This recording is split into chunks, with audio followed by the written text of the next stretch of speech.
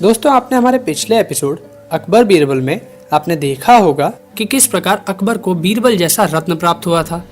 बीरबल की बुद्धिमानी को देखकर ही अकबर ने उन्हें अपने 9 रत्नों में शामिल कर लिया था। तो चलिए अब हम आगे बढ़ते हैं और देखते हैं अकबर और बीरबल के बीच घटे कुछ रोचक किस्से को।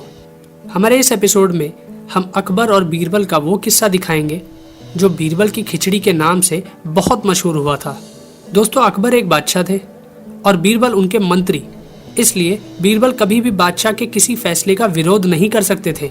परंतु बीरबल अपनी बुद्धि से कुछ ऐसा कर गुजरते थे कि अकबर जैसे बादशाह को भी अपना फैसला बदलना पड़ जाता था। यही है हमारे आज के किस्से का सार।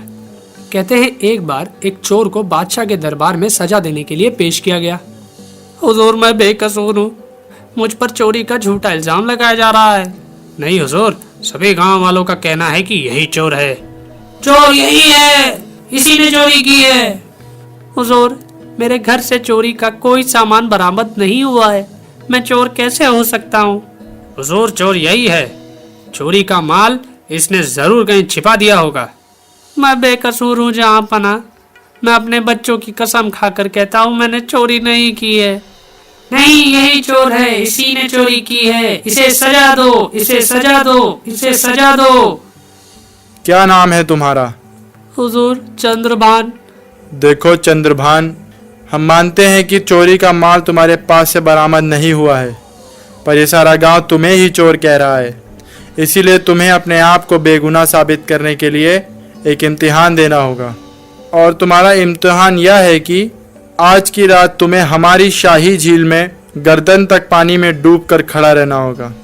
अगर तुम सुबह तक जिंदा बच गए तो साबित हो जाएगा कि तुम बेगुनाह हो, और अगर जिंदा नहीं बचे तो सबको पता चल जाएगा कि गुनहगार तुम ही थे। बादशाह अकबर अपनी आदत के कारण गुनहगारों को अक्सर नई नई तरह की सजा सुनाया करते थे। बादशाह के हुक्म के हिसाब से सैनिक उस चोर चंद्रभान को रात में शाही झील के पास लेकर आते हैं। कड़कड़ाती सर्दी में चंद्रभान झील के बर्फ जैसे ठंडे पानी में चला गया और सैनिक उस झील के बाहर पहरा देते रहे। सुबह जब बादशाह अकबर का दरबार फिर लगा तो सैनिक उस चोर को लेकर फिर दरबार में आते हैं। चोर को जिंदा देख बादशाह सहित सभी दरबारी चौंक जाते हैं। हुजूर, ये रात भर शाही झील के पानी में गर्दन तक डूबकर खड़ा रहा, फिर भी जीवित बच गया। ऐसा हैरत अंगेज करिश्मा कैसे हो गया? इस ठंड में तो कोई जानवर भी पानी के अंदर रात नहीं गुजार सकता, फिर इंसान होकर तुमने ये करिश्मा कैसे कर दिखाया? मुझे बताओ चंद्रभान कि तुमने ऐसी अनहोनी कैसे कर दिखाई? मैं तुच्छ प्राणी क्या कर सकता हूँ हुजूर, होनी अनहोनी तो भगवान के हाथ में होती है। मैं तो बस उनका नाम लेकर झील के पानी में घुस गया था। हुजूर, चारों तरफ घना अंधेरा था। हुजूर, तभी मेरी नजर दूर जलती एक मशाल पर पड़ गई। बस मैं रात भर उसी मशाल को देखता रहा। यानी तुम उस मशाल की गर्मी से अपने जिस्म को गर्म करते रहे? ऐसा करके तुमने हमारे हुक्म की नाफरमानी की है। इस इंसान को ताउम्र के लिए सलाखों के पीछे डाल दिया जाए। बादशाह अकबर के इस हुक्म से सभी दरबारी खुश हुए थे, परंतु बीरबल को बादशाह का यह इंसाफ वाजिब नहीं लगा था, पर वह बादशाह के सामने कुछ बोल भी नहीं सकते थे।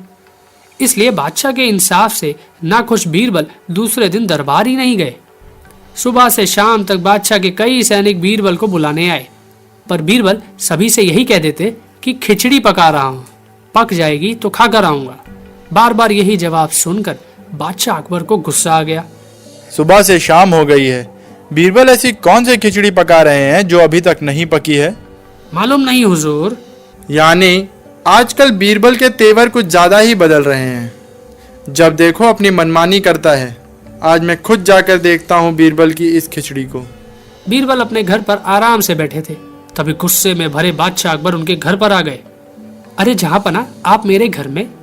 हाँ, हम देखने आए हैं कि तुम कौन सी ऐसी खिचड़ी पका रहे हो जो सुबह से अभी तक पकी ही नहीं।